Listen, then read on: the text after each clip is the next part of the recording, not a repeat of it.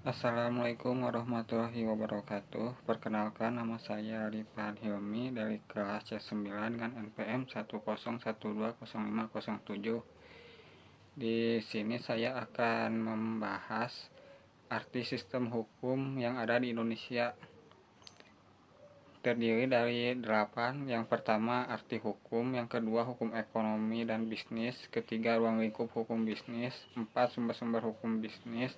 5. Sistem hukum bisnis. 6. Sistem hukum Indonesia. 7. Subjek hukum. Dan 8. Objek hukum.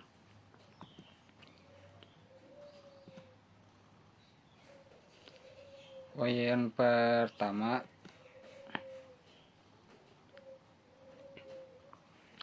arti hukum. Menurut S.M. Amin, hukum adalah kumpulan peraturan-peraturan yang terdiri dari norma-norma dan sanksi-sanksi, dan tujuan hukum adalah mengadakan ketertiban dalam pergaulan manusia sehingga keamanan dan ketertiban terpelihara. Menurut Utrecht, hukum adalah himpunan peraturan yang menurut tata tertib masyarakat yang harus ditaati oleh masyarakat. Dan menurut Mayer, hukum ialah semua aturan yang mengandung pertimbangan kesusilaan yang ditujukan kepada tingkah laku manusia dalam masyarakat yang menjadi pedoman bagi penguasa negara dan melakukan tugasnya.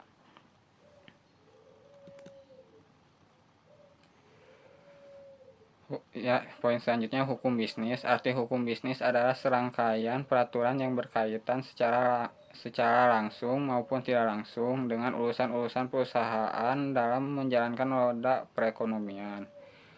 Hukum ekonomi adalah beragam ketentuan yang menjelaskan tentang hubungan yang terjadi antara berbagai peristiwa ekonomi.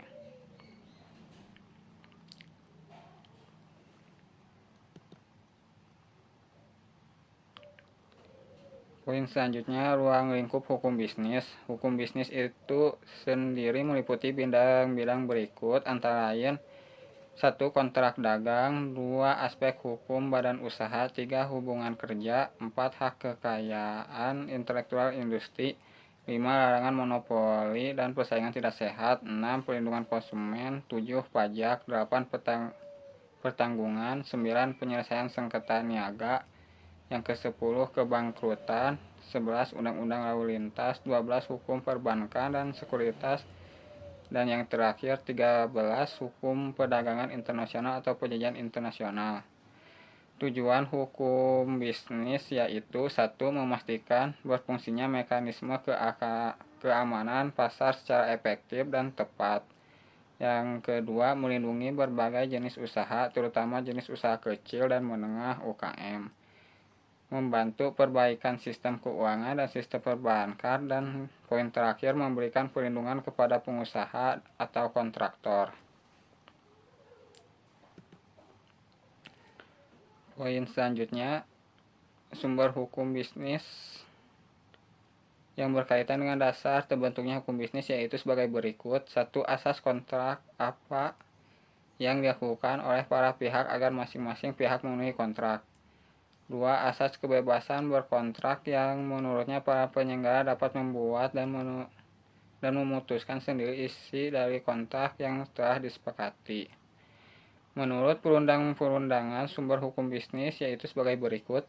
1. Kitab Undang-Undang Hukum Perdata (KUHP) Perdata mengatur baik hubungan kebendaan maupun hubungan antar perseorangan dengan badan hukum. KUH Perdata mengatur tentang jual beli, persewaan, pinjam meminjam, termasuk kredit dan lain-lain.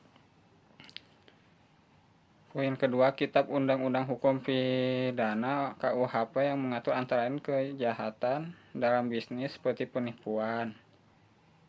Poin ketiga, Kitab Undang-Undang Hukum Dagang KUHP yang secara khusus mengatur hal-hal niaga yang tidak diatur oleh hukum perdata seperti bentuk perusahaan termasuk sipil dan perseroan.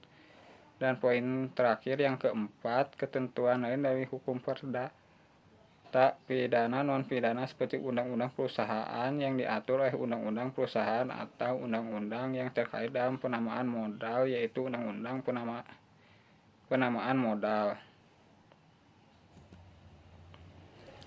Sistem hukum. Menurut Beropoid, pengertian sistem hukum ialah rangkaian kesatuan peraturan-peraturan hukum yang disusun secara tertib menurut asas-asasnya. Scholten mengatakan pengertian sistem hukum adalah kesatuan di dalam sistem hukum tidak ada peraturan hukum yang bertentangan dengan peraturan-peraturan hukum lain dari sistem itu. Subjekti merupakan suatu susunan atau tatanan yang teratur, suatu keseluruhan di mana terdiri dari bagian-bagian yang berkaitan satu sama lain, tersusun menurut suatu rencana atau pola hasil dari suatu pemikiran tersebut untuk mencapai suatu tujuan. Dari pengertian para ahli bisa disimpulkan sistem hukum adalah suatu kumpulan unsur-unsur yang saling berinteraksi merupakan satu kesatuan dan kerjasama ke arah tujuan tertentu.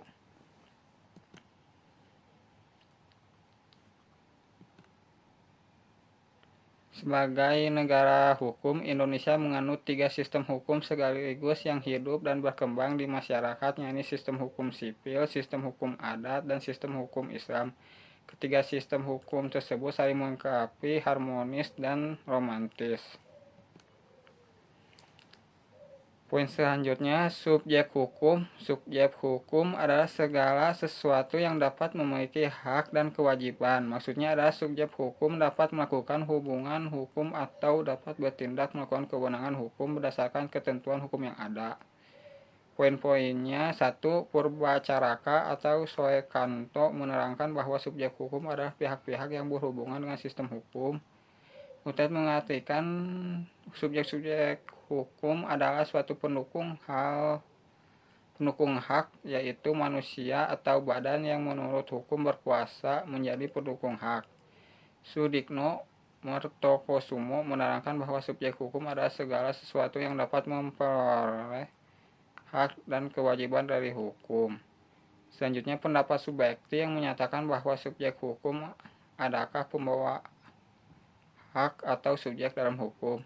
Cukup sekian presentasi dari saya. Mohon maaf bila ada kesalahan kata atau lainnya karena saya masih belajar. Wassalamualaikum warahmatullahi wabarakatuh.